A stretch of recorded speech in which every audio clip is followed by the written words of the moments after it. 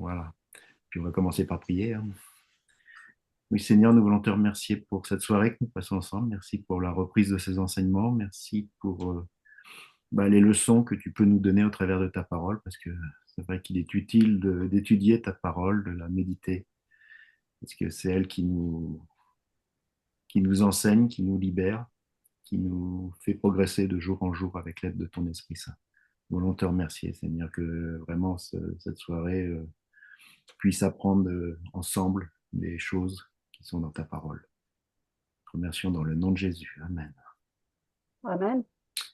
Donc, la dernière fois qu'on s'était rencontrés, ça se passait pas très bien pour le peuple d'Israël dans le désert, vu qu'il y avait eu le veau d'or, le péché du veau d'or, et en fait, là, tout l'enjeu, c'était de savoir si Dieu allait continuer avec eux ou pas. Et en fait, le fait que Moïse ait intercédé plusieurs fois, Dieu a décidé de continuer avec ce peuple, de ne pas le détruire, de continuer avec ce peuple, mais plus de continuer, mais aussi d'être au milieu d'eux, ce qui n'est pas évident après ce qui s'était passé. Et on verra que ils ont quand même perdu des choses parce que c'était pas le plan initial, mais Dieu reste là, mais par des intermédiaires, notamment Moïse et aussi l'ange éternel. L'ange éternel qui est une image de Jésus, en fait, qui va les guider dans le désert. Alors, dans le désert, ça va s'appeler comme ça maintenant, on va finir Exode, le livre de l'Exode, le livre qui s'appelle Exode en français, et je crois que c'est Shemot en hébreu. Euh, Après le passage du veau d'or et le renouvellement de l'alliance, il n'est parlé que du tabernacle. Donc le tabernacle, on l'a vu ensemble, on a fait, je crois que j'ai fait 2 leçons ou une leçon là-dessus. On ne va pas y revenir parce que là, ils reprennent ce que Dieu a dit sur la montagne, donc ils reprennent quasiment la construction du tabernacle. Mais il y a des points importants, donc je vais survoler la fin du livre de l'Exode, mais il y a des points importants qui peuvent nous servir, nous, chrétiens du XXIe siècle. Donc, dans Exode 35, Exode 34, c'était le renouvellement de l'alliance. Exode 35 commence étrangement par un renouvellement aussi de l'alliance vis-à-vis du Shabbat. Donc, ça reparle du Shabbat, comme quoi il est interdit de faire de tout ouvrage. Et la seule fois où c'est parlé, il n'y a aucune allusion à la création du monde, que Dieu se reposa le septième jour, mais une allusion en disant qu'il est interdit de faire du feu dans chacune de nos maisons. On se demande ce que ça vient faire là, mais en fait, c'est en lien avec la suite de la présence du tabernacle. Il faut savoir que le jour de Shabbat, le seul feu qui est autorisé, c'est le feu qui brûle dans le tabernacle et pas ailleurs. Donc, ça veut dire que le point central du jour de Shabbat, c'est vraiment le sanctuaire et c'est vraiment un jour dédié à Dieu et dédié au culte pour Dieu. Après ça, Dieu demande au peuple, donc on va le lire dans Exode 35. Moïse parla à toute l'assemblée des enfants d'Israël et dit, voici ce que l'Éternel a ordonné. Prenez sur ce qui vous appartient une offrande pour l'Éternel. Tout homme dont le cœur est bien disposé apportera en offrande à l'Éternel de l'or, de l'argent, de l'airain, des étoffes teintes en bleu, en pourpre, en cramoisi, du fin lin et du poil de chèvre, des peaux de bélier teintes en rouge, des peaux de dauphin, du bois d'acacia, de l'huile pour le chandelier, des aromates pour l'huile d'onction et pour le parfum odoriférant, des pierres d'onyx et autres pierres pour la garniture de l'éphod et du pectoral. Que tous ceux d'entre vous qui ont de l'habileté viennent et exécutent tout ce que l'Éternel a ordonné. Donc Dieu, vous savez qu'il y a eu déjà plusieurs fois des offrandes données, notamment en or, en bijoux et tout ça. La première, c'était pour le veau d'or. Et on avait vu que c'était en fait plutôt la partie égyptienne du peuple qui était monté avec Israël qui avait fait ces dons-là. Euh, Pour punition, Dieu avait aussi dit que le peuple devait se dégarnir de tout ce qui était ornement, de bijoux, justement, et de ne plus les porter. Et la troisième fois, Dieu dit, bah maintenant, tous ceux qui ont un cœur bien disposé apportera en offrande à l'Éternel de l'or, de l'argent, de l'airain. Et on sait que quand le peuple d'Israël est parti d'Égypte, c'était un peuple d'esclaves, donc certains peut-être avaient des bijoux, mais pas tous. Mais par contre, les Égyptiens avaient donné beaucoup de choses, et notamment des plats ou des échoppes, des chopes en or, en argent et en airain. Donc il y avait pas mal de richesses qui avaient été données par les Égyptiens, notamment pour les étoffes, pour l'or, pour tout ça. Tout ça, c'était en fait ce que les Égyptiens avaient en partie donné au peuple d'Israël et aussi les richesses propres du peuple d'Israël. Là, on voit quelque chose qui est important pour nous, pour une offrande qu'on doit donner à Dieu, quand Dieu demande de donner une offrande, c'est quoi la priorité? C'est écrit dans le texte. Un cœur bien disposé. Voilà, un cœur bien disposé. Il n'était pas dit, bon, bah, vous allez passer dans le camp et vous lèverez un impôt pour le tabernacle. C'est pas dit comme ça. Bien qu'il y a une partie quand même de la richesse du tabernacle qui est, on verra pourquoi, a été imposée. Mais là, c'est vraiment une offrande volontaire basée sur un cœur bien disposé. Donc chacun apportera de l'or, de l'argent, etc., de l'huile. Donc il y avait pas mal de choses à apporter, les pierres pour le souverain sacrificateur, le pectoral et l'éphod étaient faits de pierres précieuses. Et tous ceux d'entre vous qui ont de l'habileté viennent et exécutent tout ce que l'Éternel a ordonné. Donc, dans l'offrande, il y a le cœur bien disposé, il y a ce que Dieu vous a donné, je dirais, en richesse ou en bien-être financier, donc que vous pouvez partager. Mais aussi, si vous n'avez rien à partager, si vous avez que de l'habileté à partager, ben venez exécuter tout ce que l'Éternel a ordonné. C'est pas forcément des biens matériels, c'est pas forcément de l'or, c'est pas forcément de l'argent. Et on va voir la suite du texte qui va vraiment le dire. Toute l'assemblée des enfants d'Israël sortit de la présence de Moïse, tous ceux qui furent entraînés par le cœur et animés de bonne volonté. Vous voyez bien le texte qui insiste, entraînés par un cœur et animés par une bonne volonté, vint et apportèrent une offrande à l'Éternel pour l'œuvre de la tente d'assignation, pour tout son service, pour les vêtements sacrés. Les hommes vinrent aussi bien que les femmes. Donc là, il n'y a pas que c'est pas une question d'hommes. Hommes et femmes ont le droit de participer. Je crois que même peut-être des enfants ont peut-être aussi aidé.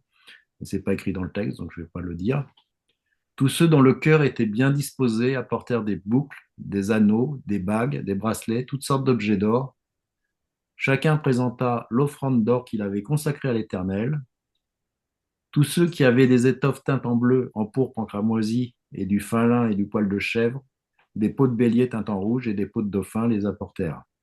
Donc là, on voit bien que tout le monde, le peuple d'Israël, s'empresse pour la construction du tabernacle que Moïse avait vu dans le ciel, sur la montagne. Et le peuple, donc, avec un cœur bien disposé, apporte cette offrande.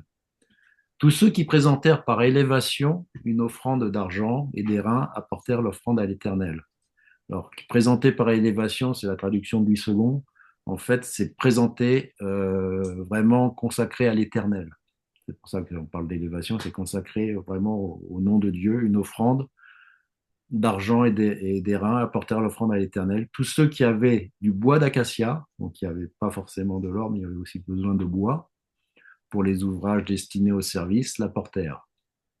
Vous savez que le tabernacle est fait de bois aussi, les planches de bois qui étaient recouvertes par des pots de différentes tentes.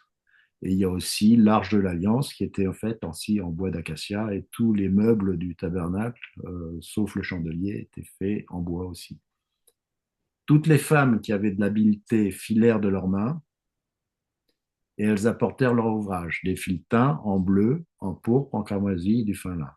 Toutes les femmes dont le cœur était bien disposé et qui avaient de l'habileté filèrent du poil de chèvre. Les principaux du peuple apportèrent des pierres d'onyx et d'autres pierres pour la garniture de l'éphod et du pectoral, des aromates et de l'huile pour le chandelier, pour l'huile d'onction et pour le parfum odoriférin. Donc là, on voit que les femmes qui avaient de l'habileté, bah, non seulement ils n'avaient pas forcément les tapis à faire, mais il fallait qu'ils les filent et qu'ils les filent à partir des poils de chèvre. Donc il y avait du travail, quoi. Quand vous voyez la taille du tabernacle, on l'avait vu, pour filer un tapis, je ne sais plus combien il faisait, de 12 mètres de long, etc., il fallait enfiler du poil de chèvre. Et donc, il y avait ceux qui étaient aussi habiles pour les pierres précieuses, pour faire les fautes, pour faire les habits du grand souverain sacrificateur, et aussi pour faire de l'huile et des parfums. Donc, il y a tous les métiers qui sont représentés là, tous les corps de métier sont là,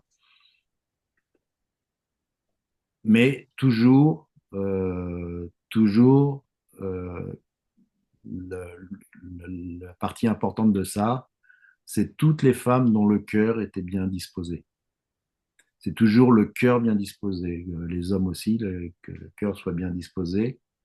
Ils n'ont pas fait ça sous la contrainte, quoi. Et on continue le texte. Toutes les enfants d'Israël, hommes et femmes, dont le cœur était disposé à contribuer pour l'œuvre que l'Éternel avait ordonnée par Moïse, apportèrent des offrandes volontaires à l'Éternel. Moïse dit aux enfants d'Israël, sachez que l'Éternel a choisi Beth-Salel, fils d'Uri, fils de Our, de la tribu de Juda. Il l'a rempli de l'Esprit de Dieu, de sagesse, d'intelligence et de savoir pour toutes sortes d'ouvrages. Il l'a rendu capable de faire des inventions, de travailler l'or, l'argent et les reins, de graver les pierres enchâssées, pardon, de travailler le bois et d'exécuter toutes sortes d'ouvrages d'art. Donc là, on passe à l'étape d'au-dessus.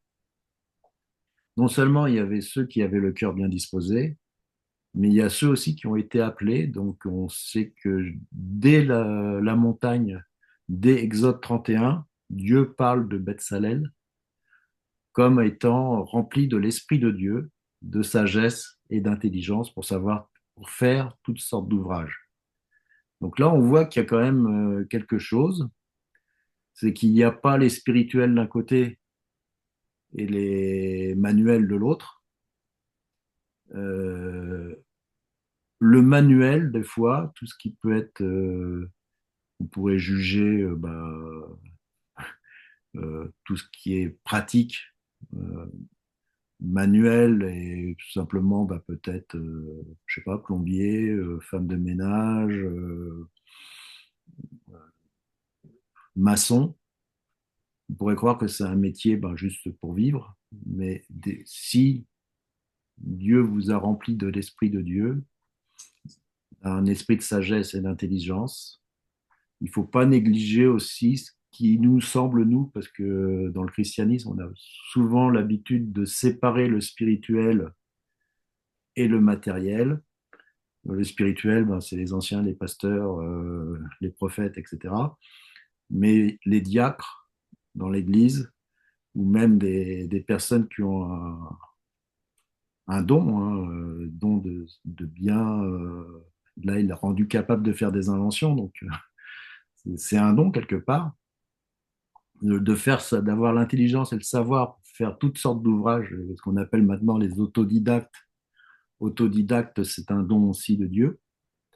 Travailler l'or, l'argent et les reins, ça ne s'invente pas. Donc, si on sait le faire de manière naturelle, c'est aussi un don de Dieu. Enfin, c'est presque surnaturel, du coup.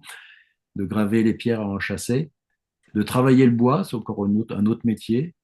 Et lui, Beth Salel, avait le don d'exécuter toutes sortes d'ouvrages d'art.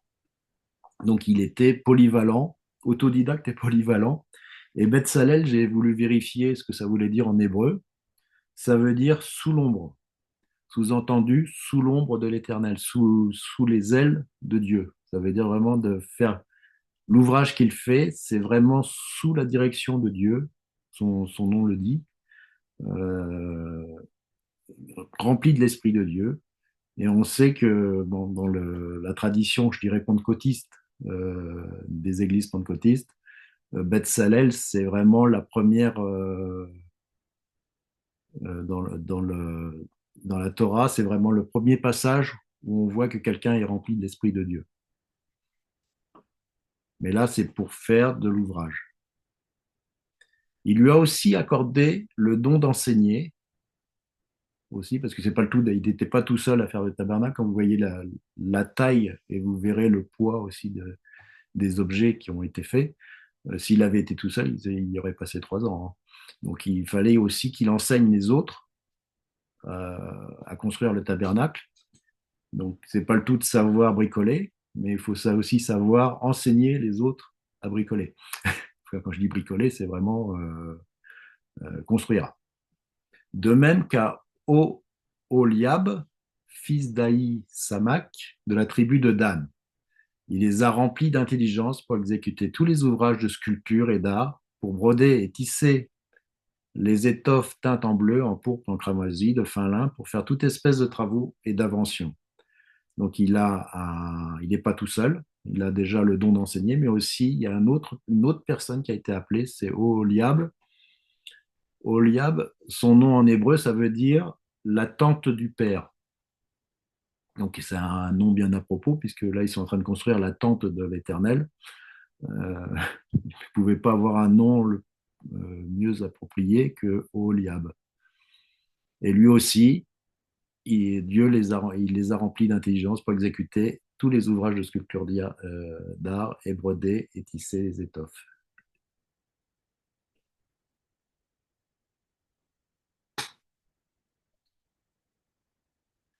Betsalel, Oholiab et tous les hommes habiles en qui l'Éternel avait mis de la sagesse et de l'intelligence pour savoir et pour faire, exécutèrent les ouvrages destinés au service du sanctuaire, selon tout ce que l'Éternel avait ordonné.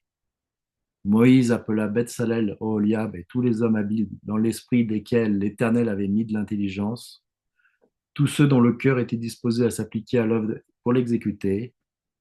Ils prirent devant Moïse toutes les offrandes qu'avaient apportées les enfants d'Israël pour faire les ouvrages destinés au service du sanctuaire. Chaque matin, on apportait encore à Moïse des offrandes volontaires. Donc, c'était pas fini. Pendant que le tabernacle commençait à se construire, il y avait chaque matin encore des gens qui apportaient des offrandes, de l'or, de l'argent, du bois, etc. Alors tous les hommes habiles, occupés à tous les travaux du sanctuaire, quittèrent chacun l'ouvrage qu'ils faisaient et vinrent dire à Moïse, le peuple apporte beaucoup plus qu'il ne faut pour exécuter les ouvrages que l'Éternel a ordonné de faire. Moïse fit donc publier dans le camp que personne, homme ou femme, ne s'occupa plus d'offrandes pour le sanctuaire. On empêcha ainsi le peuple d'en apporter. Les objets préparés suffisaient et au-delà pour tous les ouvrages à faire. Donc là, c'était de style n'en jetez plus, la cour est pleine. Donc on voyait que vraiment le cœur bien disposé du peuple d'Israël était au-delà des besoins même du tabernacle. C'est rare, enfin, dans notre milieu moderne, dire arrêtez, on n'a plus besoin d'offrandes, on est trop riche. Je ne le vois pas souvent et ça suffit pour le tabernacle. c'est, c'est bon, quoi. C'est-à-dire, là, on en a beaucoup trop. Donc, bah, ceux qui n'avaient pas percuté dès le début à donner des offrandes, du coup, ils n'ont pas pu les donner puisque ils ont tardé à les donner. Du coup, c'était fini, quoi. Il n'y avait plus besoin d'offrandes et la construction pouvait continuer. Des petits chiffres, j'aime bien les petits chiffres parce qu'on n'imagine pas ce que ça peut être. Total de l'or donné par les Israélites et utilisé pour construire le lieu saint. 777 kilos et 300 grammes. C'est précis, hein, les chiffres. 777 kilos et 300 grammes. Vous pouvez imaginer ce que ça fait en or et même en prix. Total de l'argent donné par les gens de la communauté qu'on a compté. 3700 kilos et 750 grammes. Donc 3 tonnes d'argent. Les 603 550 hommes de 20 ans et plus qu'on a compté ont donné chacun 5 grammes. Donc on verra ce qui s'est passé pour ces 603 550 hommes de 20 ans et plus. Ça, c'est dans le livre suivant.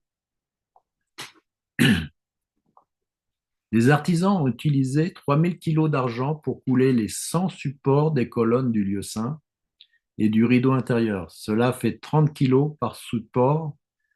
Vous vous souvenez que les planches avaient des supports, des bases en argent pour les faire tenir debout. Donc les côtés du tabernacle avaient des colonnes en or, enfin du bois recouvert d'or, qui reposait sur un support en argent massif, et on voit que le support fait 30 kilos d'argent. Donc c'est vraiment du massif. Et donc ils ont utilisé les 3 tonnes d'argent pour couler ces 100 supports. Avec les 17 kilos et 750 grammes qui restaient, ils ont fabriqué les crochets, les colonnes, ils ont recouvert leurs sommets et fabriqué des tiges reliant les colonnes. Si vous vous souvenez un peu comment a été construit le tabernacle, vous pouvez revoir la vidéo qui avait été faite. Le total du bronze donné par les Israélites, c'est 2 tonnes 124 kilos. Les artisans l'ont utilisé pour fabriquer les supports à l'entrée de la tente, donc de la rencontre, à savoir l'autel des holocaustes en bronze, avec sa grille en bronze, et tous les ustensiles de l'autel, les supports de la clôture de l'entrée et de la cour, des piquets de la tente et les clôtures de la cour. Il y a aussi, là il n'est pas cité dans le texte, mais la cuve d'ablution pour se laver les mains aussi, qui était à côté de l'autel, qui était aussi en Iran. L'Éternel parla à Moïse et dit, le premier jour du premier mois, tu dresseras le tabernacle, la tente d'assignation. Tu y placeras l'arche du témoignage et tu couvriras l'arche avec le voile. Tu apporteras la table, tu la disposeras en ordre, tu apporteras le chandelier, tu en arrangeras les lampes. Vous vous souvenez qu'il y avait dans le lieu, dans la tente du tabernacle, donc il y avait l'arche de l'alliance qui était dans le lieu très saint. Et dans le lieu saint, il y avait donc la table avec les pains de proposition. En face, il y avait le chandelier et l'autel des parfums. Tu placeras l'autel d'or pour le parfum devant l'arche du témoignage et tu mettras le rideau à l'entrée du tabernacle. Tu placeras l'autel des holocaustes devant l'entrée du tabernacle et de la tente d'assignation. Tu placeras la cuve entre la tente d'assignation et l'autel et tu y mettras de l'eau. Tu placeras le parvis à l'entour et tu mettras le rideau à la porte du parvis. Tu prendras l'huile d'onction et tu en oindras le tabernacle et tout ce qui s'y renferme, et tu le sanctifieras avec tous les ustensiles. Il sera saint. Tu oindras l'autel des holocaustes et de tous ses ustensiles, et tu sanctifieras l'autel, et l'autel sera très saint. Tu oindras la cuve avec sa base, et tu la sanctifieras. Donc, il y a une chose qu'on peut voir, parce qu'on sait que ce qui est vraiment, ce qui rend saint, c'est l'huile d'onction. C'est pas le sang. On verra qu'après, il y aura du sang, mais d'abord, il y a l'huile d'onction qui oindra chaque objet du tabernacle. Donc, tous les objets, ce qui a trait au tabernacle sera oint par de l'huile d'onction. Et après, on verra aussi qu'il y a aussi le sang, le sang des sacrifices. Donc voilà, le tabernacle prend forme. Le tabernacle est monté maintenant. Le tabernacle est oint, enfin, les objets du tabernacle sont oints par une huile d'onction. Reste maintenant à oindre le souverain sacrificateur. Tu feras avancer Aaron et ses fils vers l'entrée de la tente d'assignation. et tu les laveras avec de l'eau. Tu revêtiras Aaron des vêtements sacrés. Donc on avait vu ces vêtements, hein. Tu l'oindras, tu le sanctifieras pour qu'il soit à mon service dans le sacerdoce. Tu feras approcher ses fils, tu les revêtiras de tunique, et tu les oindras aussi, comme tu as loin leur père, pour qu'ils soient à mon service dans le sacerdoce. Cette onction leur assurera la perpétuité, à perpétuité le sacerdoce parmi leurs descendants. Donc c'est vraiment comme les rois d'Israël, hein, les souverains sacrificateurs sont oints aussi avec de l'huile d'onction. C'est de là que vient le mot Messie. Messie, ça veut dire oindre, être oint par une huile d'onction. Moïse fit tout ce que l'Éternel lui avait ordonné. Il fit ainsi le premier jour du premier mois de la seconde année, le tabernacle fut dressé. Alors là, il y a un détail aussi important, c'est que ça fait quasiment un an jour pour jour que Israël est sorti d'Égypte. Le premier jour, le premier mois de la deuxième année. Donc c'est vraiment une nouvelle année qui commence. Et ça fait un an que Israël a quitté l'Égypte. Et ça fait un an qu'ils sont restés jusqu'au Sinaï, enfin devant le Sinaï, le mont Sinaï, hein, avec toutes les péripéties qu'il y a eu. De toute façon, ça se comprend, puisque Moïse, des fois, il restait 40 jours. Il est reparti une nouvelle fois 40 jours de suite. Donc le peuple d'Israël, au pied de la montagne, n'a pas bougé durant cette année. Alors, la nuée couvrit la tente d'assignation et la gloire de l'Éternel remplit le tabernacle. Moïse ne pouvait pas rentrer dans la tente d'assignation parce que la nuée restait dessus et que la gloire de l'Éternel remplissait le tabernacle. Aussi longtemps que durèrent leur marche, les enfants d'Israël partaient. Quand la nuée s'élevait au-dessus le tabernacle, et quand la nuée ne s'élevait pas, ils ne partaient pas. Jusqu'à ce qu'elle s'éleva, la nuée de l'Éternel était de jour sur le tabernacle, et de nuit il y avait un feu aux yeux de toute la maison d'Israël durant toute leur marche.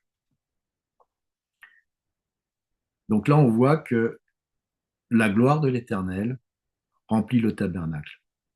Alors j'ai une question pour vous. Euh, la gloire de l'Éternel a rempli combien de temples? On sait qu'il y a eu 3 temples qui ont été construits, donc le tabernacle, le premier temple, le temple de Salomon, et le deuxième temple, qui est le temple d'Esdras, qui a été reconstruit par Hérode après. Vous pouvez savoir quels temples ont eu la gloire de l'Éternel. Si quelqu'un Le peut me premier, répondre. Salomon? Salomon, oui. Bah, il y a eu le tabernacle aussi. Est-ce que le deuxième temple a eu la gloire de l'Éternel? Non? Enfin, il n'en avait pas parlé, mais non. Sauf que le deuxième temple a eu plus que la gloire de l'Éternel, puisque le deuxième temple a vu le Messie. Jésus est rentré dans ce temple, mais il n'a pas été, c'est pas été le temple, il n'a pas été, il a été reconstruit au retour de l'exil, mais il n'y a pas eu l'épisode de la gloire de l'Éternel dans ce temple. D'ailleurs, dans ce temple, il n'y avait déjà plus l'arche de l'Alliance, puisque l'arche de l'Alliance s'est perdue, on sait, au moment de l'Exode, au moment de la, oui, quand je dis l'Exode, au moment de la dispersion à Babylone, et n'est jamais plus revenu dans le temple de... Esdras a reconstruit le temple, mais il n'y avait rien à mettre dans le lieu très saint, donc il n'y avait pas de gloire de l'Éternel de cette manière-là. Donc on sait que par contre pour Salomon, c'est dans 2 Chroniques, lorsque ceux qui sonnaient des trompettes et ceux qui chantaient s'unissaient d'un même accord pour célébrer et pour louer l'Éternel, firent retentir les trompettes, les cymbales et les autres instruments, et célébrèrent l'Éternel par ses paroles, car il est bon, car sa miséricorde dure à toujours. En ce moment, la maison de l'Éternel fut remplie d'une nuée. Les sacrificateurs ne purent pas y rester à cause pour faire le service à cause de la nuée, car la gloire de l'Éternel remplissait la maison de Dieu.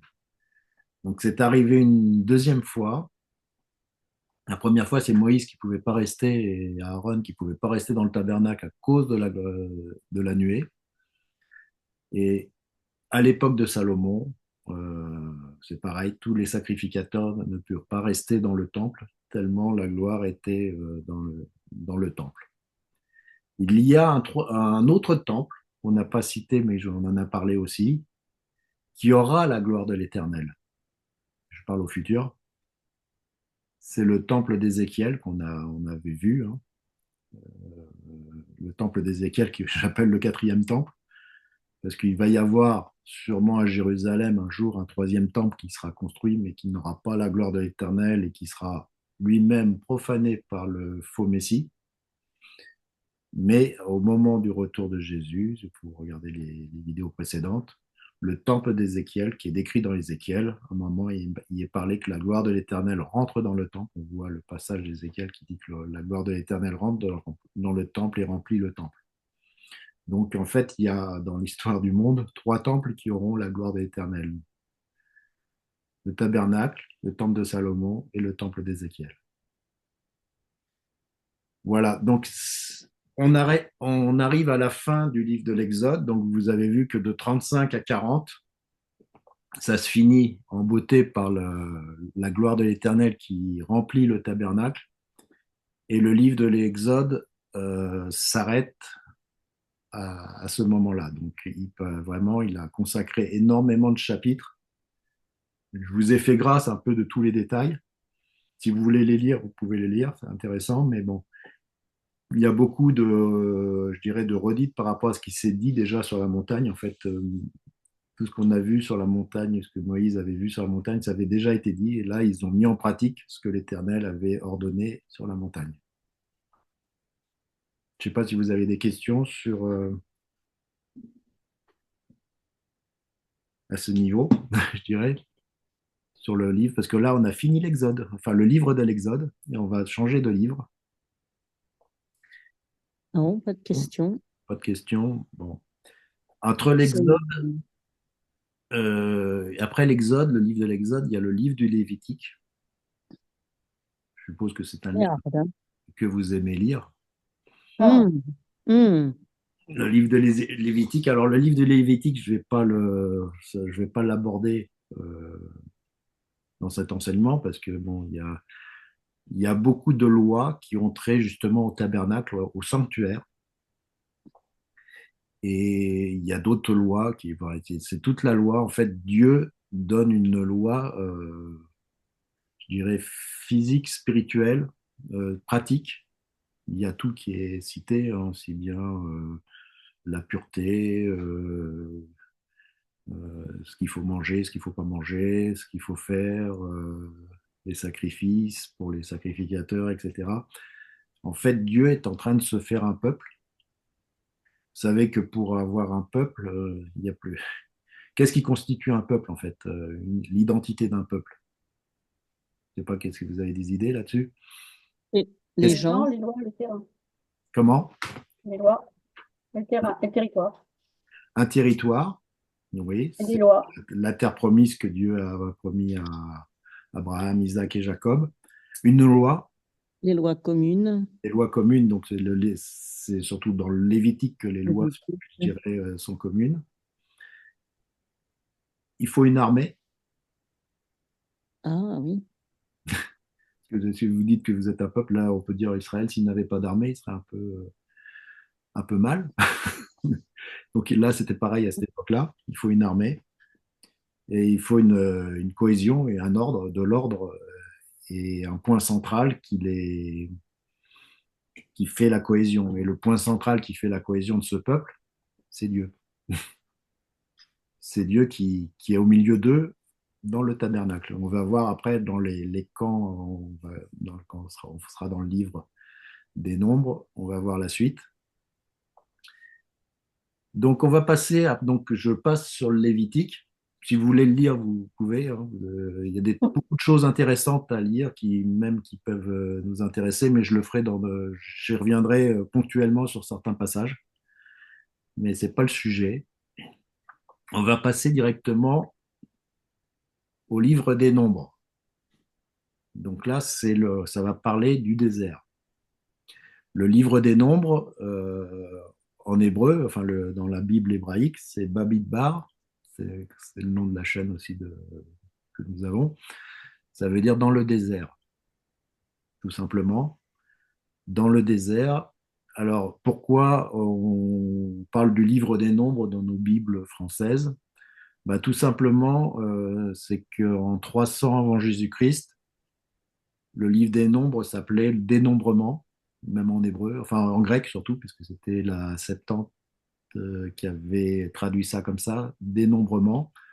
Pourquoi? Parce que le livre des nombres, je dirais les 4 premiers chapitres, c'est que des chiffres. C'est Dieu qui demande un dénombrement du peuple d'Israël, par tribu, etc.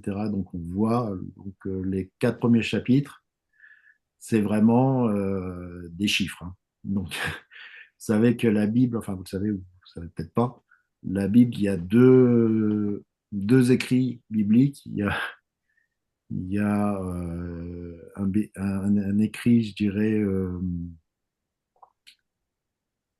très très précis. Alors je me rappelle plus du nom, comment ils disent, où les gens sont précis au point de dire, bah voilà, bah alors on l'a vu déjà dans la fin de l'Exode, où tu es capable de dire qu'il y a 322 kg, 58.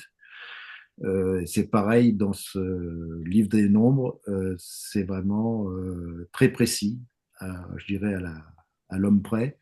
Ils vont dénombrer le peuple d'Israël. Et sinon, il y a d'autres passages qui sont beaucoup moins précis, qui citent plutôt des histoires, qui préfèrent parler de l'histoire, mais sans rentrer dans les précisions. On voit ça dans Genèse, hein, ou même dans le début de l'Exode. C'est pas très précis. On voit, sinon on saurait exactement ce qui s'est passé, par où ils sont passés, et c'est deux sortes de récits, soit très précis avec des chiffres et qu'il y a des chiffres des fois qui correspondent aussi aux lettres hébraïques, soit il ne parle que de l'histoire.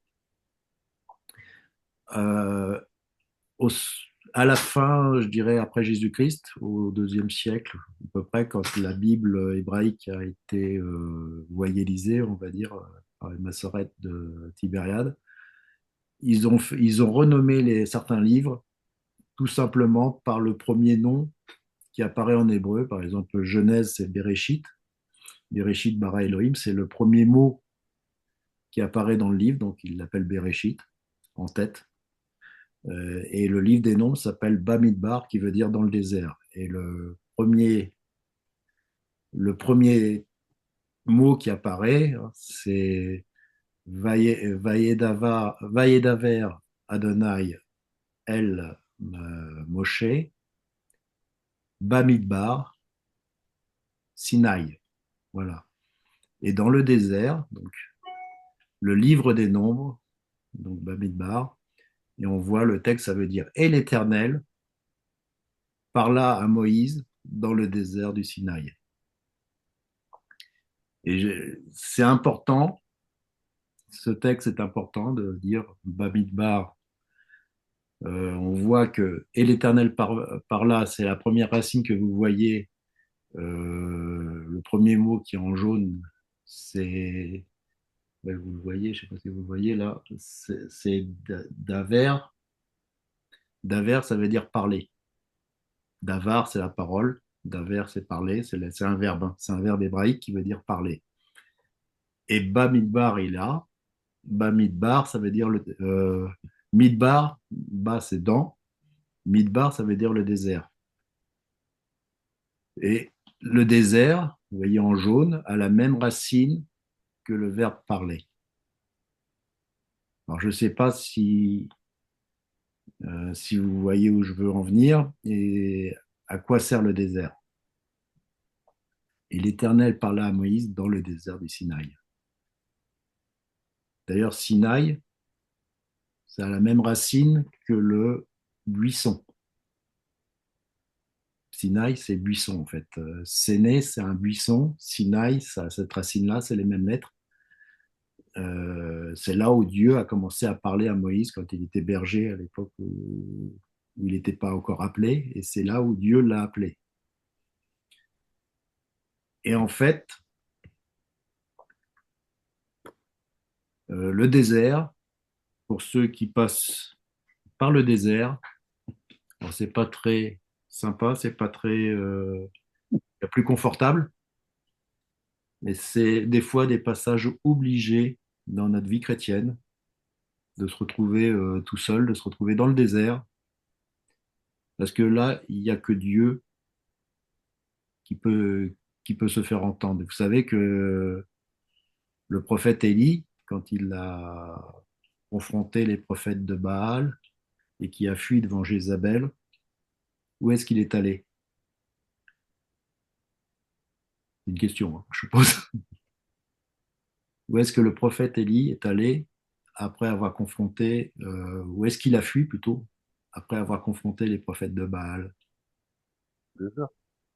Dans le désert, dans ce désert-là, dans le désert du Sinaï, puisqu'il est allé au mont Horeb, donc là sur la montagne de Dieu, là où il y a eu les 10 commandements. Et qu'est-ce qui s'est passé? Il y a eu un tremblement de terre, un vent violent. Alors je ne l'ai plus dans l'ordre, hein, je ne sais plus comment c'est. Il y avait un vent violent, mais dans une tempête, une sorte de tempête, et l'Éternel n'était pas dans la tempête. Il y a eu un tremblement de terre, un grand tremblement de terre, et les pierres tombaient, et l'Éternel n'était pas dans la tempête. Il y a eu un feu aussi, puisque c'était un grand feu, et l'Éternel n'était pas dans ce feu. Et tout d'un coup, il y a eu un murmure doux et léger, et l'Éternel était dans ce murmure doux et léger. Donc, dans le désert, dans le murmure doux et léger, l'Éternel peut parler et à chacun d'entre nous, c'est-à-dire que justement, c'est quand on est dans le désert, on a le cœur ouvert pour que l'Éternel nous parle. Et j'ai un passage pour illustrer ça. C'est pourquoi, voici, c'est dans Osée, hein. Osée, c'est un très beau livre, un prophète. Euh, Ça, c'est aussi, je vous encourage à le lire. Il compare Israël à une femme qui était adultère. Et Osée s'est marié avec. Et il parle d'Israël comme de sa femme, quoi. C'est pourquoi, voici, je veux l'attirer et la conduire au désert, et je parlerai à son cœur. C'est Dieu qui parle là, hein. C'est pourquoi, voici, je veux l'attirer et la conduire au désert, et je parlerai à son cœur. Donc là, il y a encore le jeu de mots d'Avar et Midbar. Là, je lui donnerai ses vignes et la vallée d'Accor comme une porte d'espérance, et là, elle chantera comme au temps de sa jeunesse et comme au jour où elle remonta du pays d'Égypte. Donc là, il parle vraiment d'Israël qui remonta du pays d'Égypte. Donc elle chantera comme au temps de sa jeunesse, comme au jour où elle remonta du pays d'Égypte. Donc ce désert, ce passage dans le désert était voulu par Dieu. Après, la question qu'on peut se poser, c'est que est-ce que Dieu a voulu vraiment que ça dure 40 ans? Je ne pense pas. Mais des fois, si on n'entend pas Dieu parler, c'est là où on perd du temps. Donc, parce qu'on on va voir dans la suite euh, que les 40 ans, c'est une punition et que c'est vraiment parce que justement le peuple n'a pas voulu écouter Dieu, n'a pas voulu entendre ce que Dieu avait à dire à son peuple. Voilà, donc il est très important, si vous êtes dans le désert, ne vous découragez pas et ayez les oreilles toutes ouvertes parce que c'est là que Dieu parle à vos cœurs.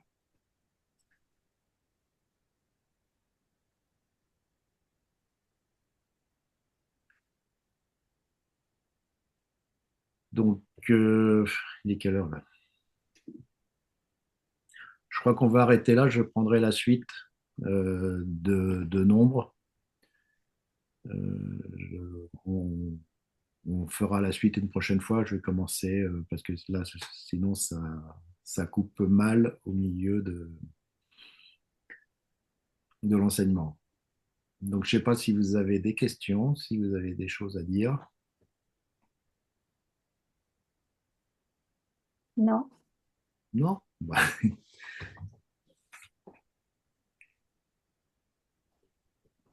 c'est tout? Il n'y a que Yolande qui parle?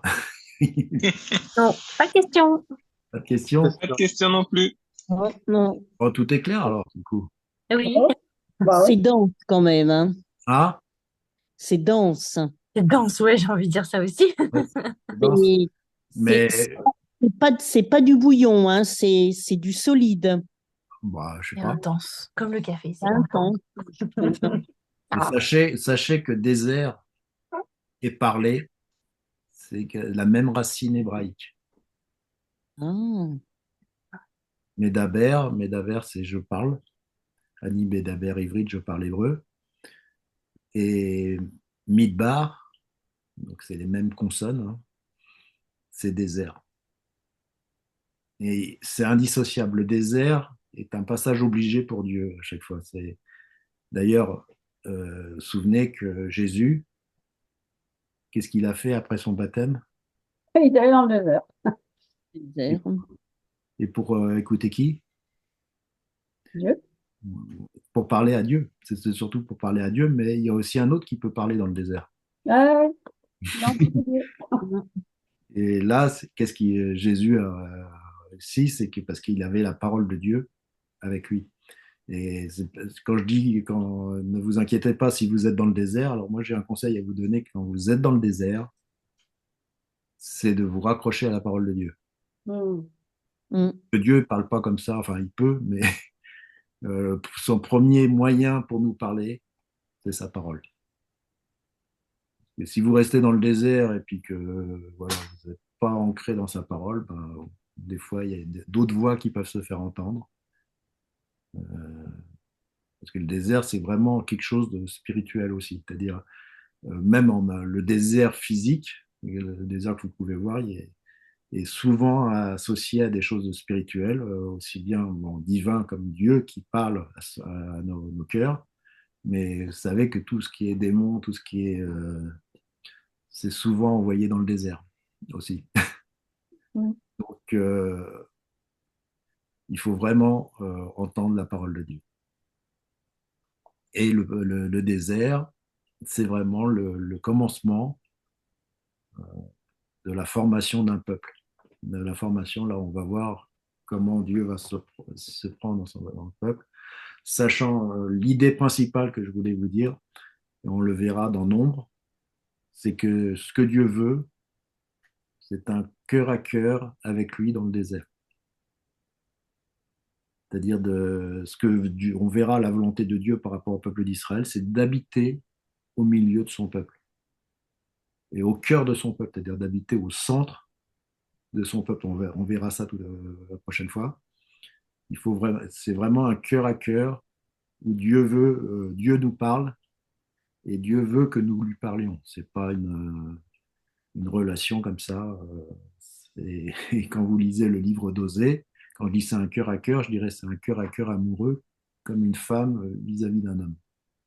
C'est pour ça que c'est intéressant de lire aussi les prophètes comme Osée, voir l'amour que Dieu porte à son peuple. Donc là, il parle d'Israël, mais on peut l'étendre à nous. C'est-à-dire Dieu nous porte un amour vraiment que vous pouvez même pas, enfin qu'on peut même pas imaginer, quoi. On s'en doute, mais on n'imagine pas la profondeur de cet amour. Et non, du coup, il faut arrêter d'être superficiel. Et il faut vraiment être conduit dans le désert. Donc le désert, c'est aussi loin des activités, loin des distractions, loin des choses qui nous, ouais, qui nous gardent loin de Dieu, quoi. Voilà, voilà. C'était le mot de la fin. Merci. Déjà. Alors, bah oui. Alors, C'est-à-dire que pour attendez, je préparer coupe ça, l'enregistrement. tu dois y passer du temps, hein. Pourquoi? Oh, oui, ben, c'est pour ça que j'ai reculé de 2 mois. Je vais arrêter l'enregistrement, comme ça on peut papoter si vous voulez. Comment? Attendez, attendez, attendez. Arrêtez l'enregistrement.